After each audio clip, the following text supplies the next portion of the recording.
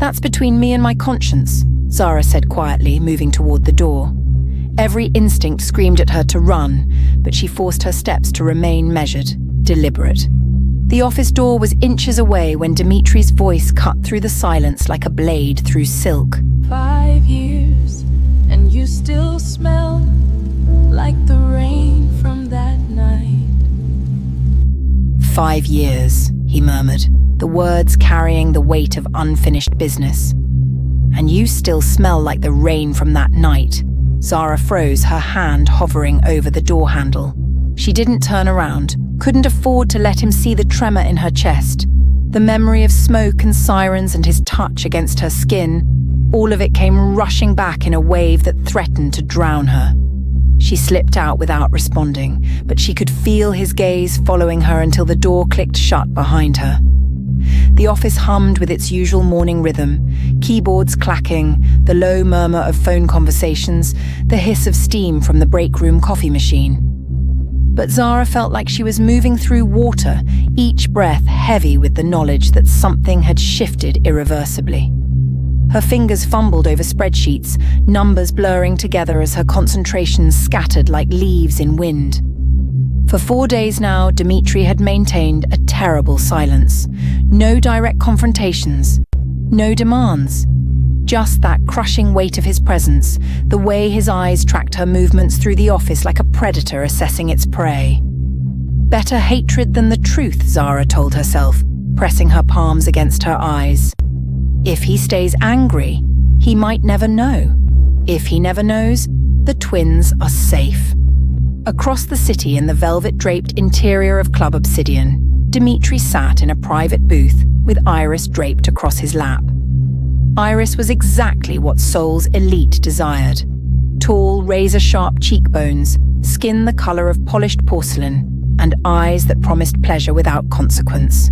She traced a finger along the rim of her cocktail glass, studying him with the practiced curiosity of someone accustomed to holding a man's attention.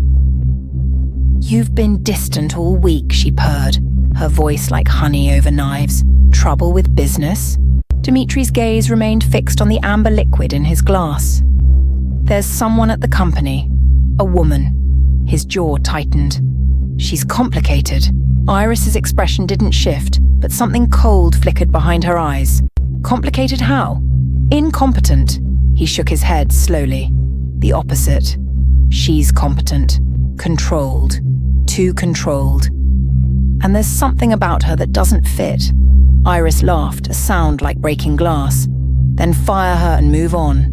Simple." Dimitri's eyes met hers and she saw something dangerous there. The look of a man who'd already considered every option and found them all wanting. Number. "I need to understand her first, to know what she's hiding." Iris shifted in his lap, suddenly uncomfortable. "My father says your obsessions are dangerous." He's right. Dimitri drained his drink without responding, but Zara's face lingered in the back of his mind like a photograph he couldn't burn. The underground parking garage stretched in cool shadows and polished concrete.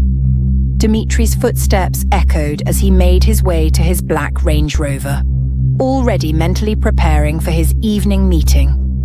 He was adjusting his cufflinks when a small voice stopped him cold. "Excuse me, mister." Dimitri turned. A little girl stood directly in front of his vehicle, clutching a small stuffed animal, her dark eyes serious beyond her years. She couldn't have been more than 5. Her skin held the warm richness of caramel, and her expression carried a gravity that made something catch in his chest. "Hello," he said carefully, crouching to her level. "What are you doing down here?" "I got lost," the girl said, not frightened but resigned. "My sister and I got separated from Mommy." The way she said it, so matter-of-fact, stirred something protective in him. "Where is your mother?" he asked. "She was in the office upstairs. We were supposed to wait in the daycare, but Zuri wanted to explore." Dimitri's pulse quickened at the name. Zuri. "And what's your name?" "Amara," the girl replied, tilting her head slightly as she studied him. "Are you a nice person? Because Mommy says we should only talk to nice people." Something about her directness, her composure, the sharp intelligence in her gaze. It all felt devastatingly familiar. "You seem like a nice person," Amara continued, extending her small hand. "Can you help us find Mommy?" Dimitri took her hand, the softness of her small fingers against his palm, sending an electric jolt through him. "Of course. Let's find your mother." Together, they walked toward the elevator, Amara hugging her stuffed animal while he struggled to process the math that was screaming at him. 5 years. The twins from the background check, 4 years old. The specificity of dates and timelines suddenly felt less like coincidence and more like destiny. The elevator climbed slowly, each floor a heartbeat. "What's your father's name?" Dimitri asked, keeping his voice casual. Amara's expression shifted, becoming guarded. "We don't have a father. It's just us and Mommy. But she's the strongest person I know. Better than any father could be." The words landed like a punch. Dimitri's throat tightened. "Is that what she tells you?" "No," Amara said with the clarity of a child speaking absolute truth. "That's what I know." The elevator doors opened onto the daycare floor, just as Zara emerged from an office hallway, her face flushed with panic. "Amara!" she gasped, relief flooding her features before freezing when she saw Dimitri. The color drained from her face. "Thank you," she said stiffly, reaching for her daughter. "I can take it from here." Amara hugged Dimitri one more time before taking her mother's hand. "Mommy, this nice man helped me." Zara's breath came shallow. "That's very kind of him. Come on." She turned to leave, but Dimitri caught her arm gently. "One question. How old are they?" Zara's jaw clenched. "Old enough." His grip tightened imperceptibly. "Zara, how old?" The fight drained from her shoulders. 4.5, she whispered. "Almost 5." Dimitri released her slowly, his mind reeling. 4.5 years since that night. Exactly. The implications hung between them like an axe suspended over their heads. "I see," he said quietly. "We'll talk about this, but not today." He watched them disappear down the corridor, his heart pounding with a knowledge he wasn't ready to fully acknowledge. Saturday morning arrived grey and cold. Zara pushed a cart through the crowded aisles of Seoul Central Market, her twins skipping ahead in bursts of excitement. Zuri pointed at a display of imported chocolate. "Can we get some, Mummy? Please?" Zara smiled despite the constant low-level anxiety that had become her baseline. "Just 1 bar, and we share." As she reached for the chocolate, her cart collided gently with another. "Oh, I'm sorry," she apologized, automatically habit making her gracious even to strangers. She looked up and froze. The woman standing before her was striking in that particular way that suggested money and power. Pale skin, sharp features, designer everything, and eyes that held a reptilian quality. This was Iris. And Iris's gaze moved from Zara to Zuri, lingering with an intensity that made Zara's protective instincts scream. "Watch where you're going," the woman snapped, her voice cutting like a whip. Zara straightened. "Again, my apologies." Iris's companion whispered something in her ear, and Iris's eyes narrowed as they travelled across Zuri's face with predatory focus. "Your daughter," Iris said, "not a question. She has remarkable features."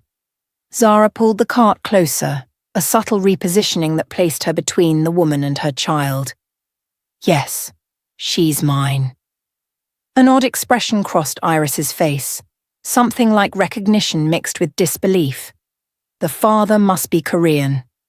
Zara didn't respond, just offered a polite smile that said the conversation was over. But as she turned her cart away, she heard Iris murmur to her friend, "That child has Dimitri's exact bone structure." Impossible, of course, but striking nonetheless. Zara's hands trembled as she completed her shopping, acutely aware that the clock was running out. Secrets this big didn't stay buried for long in a city this small. The office was nearly empty when Zara found a moment alone at her desk. She was pulling up her email when Dimitri emerged from his office like a shadow taking form. They need to see a doctor, he said without preamble. The twins. For blood work. Zara's stomach dropped. Number? Absolutely not. His expression hardened. It's not a request. Zara stood, her voice low but fierce. You have no authority over my children. They're not your responsibility. Dimitri stepped closer, his presence filling the small space until she could barely breathe. Aren't they? His voice dropped. Because the math is very simple. 4.5 years since I met you. 4.5 years since that night. He reached out, fingers tilting her chin up so she had no choice but to meet his eyes. Tell me I'm wrong. Tell me they're not mine. Zara's mouth opened and closed. The lie died before it could be born. You don't get to claim them now, she whispered fiercely. You don't get to waltz into our lives and decide you're suddenly interested. Not after 5 years of silence. His hand dropped. For 5 years, you kept them from me. His voice was dangerously quiet. For 5 years, you let me think I was losing my mind wondering about a woman who vanished like smoke. And all the while, you were carrying my children. He stepped back, running a hand through his hair in a gesture of raw frustration. Get them tested. Tomorrow. Or so help me, Zara. I will have lawyers filing papers by morning. Before she could respond, his phone rang. He answered with a sharp word in Korean, listened briefly, then his entire body went rigid. He disconnected and looked at her with something like regret. Until we sort this out, you're not leaving this building alone. Effective immediately. I want security on you at all times. Over the next week, Dimitri became a fixture in their lives. He picked the twins up from daycare, brought them lunch, spent evenings at their apartment teaching Amara chess, while Zuri climbed on his shoulders like he was a personal jungle gym. The twins adored him with the fierce, uncomplicated love of children, calling him by increasingly familiar names. Uncle Dimitri. Abuji sometimes, when Zuri was feeling particularly brave. Each moment was a knife in Zara's chest because she knew what was coming. The custody battles, the lawyers, the loss of control. Then came Kyle. He appeared at the office one afternoon, tall and warm-hearted, with an easy smile that made the tension in the office soften like ice in spring. He helped her carry paperwork, brought her coffee, remembered that she took it with a small amount of cream. He began waiting at the daycare gate some afternoons, offering rides with the kind of selfless kindness that made her guard drop bit by bit. Within days, he was a regular fixture. Within a week, Zara found herself actually looking forward to seeing him. He was everything Dimitri wasn't, gentle, patient, genuinely interested in her well-being rather than her secrets. The twins adored him too, and there was something almost innocent about how he interacted with them. Asking about their day, remembering their favourite snacks. Dimitri noticed immediately. His silence turned to ice. His jaw tightened whenever Kyle appeared. One afternoon, he barred Kyle from entering the company building with a new security protocol that seemed to exist for no other reason than to block this one man. Zara confronted him in his office. Why would you do that? She demanded. That man is trying to help. Dimitri didn't look up from his desk. Security measures. He's a stranger. You shouldn't trust so easily. Then I'll see him outside work, Zara shot back. You can't control every aspect of my life. His eyes flicked up, and the possessive fury in them took her breath away. Can't I? His voice was soft, lethal. You've hidden my children from me for years. Until I'm certain of their safety, of your intentions, you answer to me. Zara's hands curled into fists. You don't own me. I'm not your property. But even as she said it, she saw the flicker of something in his expression. Something that looked dangerously like agreement with his own terrible words. That evening, as Zara walked home from the subway with the twins, the street grew increasingly quiet. Amara tugged at her sleeve, suddenly uneasy. Mommy, where is everybody? The silence was heavy, unnatural. Zara's instincts screamed at her to run, but before she could move, a figure stepped out from the shadows. It was Kale, but something was different about him. The warmth had drained from his expression, replaced by something hard and calculating. "Hello, Zara," he said softly. "It's time we talked about payment for services rendered." Before she could process his words, he reached for her arm, and the world tilted. Amara screamed. Everything after that dissolved into darkness and fear. When Dimitri's phone rang an hour later, he was already standing on his penthouse balcony. The investigator's voice was taut with urgency. "We found something, boss. The man you wanted us to track, the one posing as Kale." His actual identity came through. Dimitri's entire body went rigid. "Who is he?" There was a pause. "His name is Vaughn. Vaughn Meredith. He's been on our radar before. A mercenary who works for the Obsidian cartel. They've been trying to move into Seoul." Dimitri's blood turned to ice. "Where is he now?" "We're tracking the signal. His phone pinged near the industrial district about 10 minutes ago. Dimitri was already moving toward his door. Get every man we have to that location. Now." As he hung up, a terrible certainty crystallized in his mind. He'd let his jealousy of a man he now understood was a predator distract him from what actually mattered. And because of his possessiveness, his need to isolate Zara from any outside connection, he'd made her vulnerable to the very threat he'd been trying to protect her from. Thanks for watching, viewers. The stakes have just gone impossibly high. Episode 3 releases next week, and the truth about Zara's kidnapping will change everything. Drop your theories in the comments. Who do you think will save her? And make sure you hit that subscribe button and enable notifications, because what's coming next will shake you to your core. Don't miss a single moment of this story.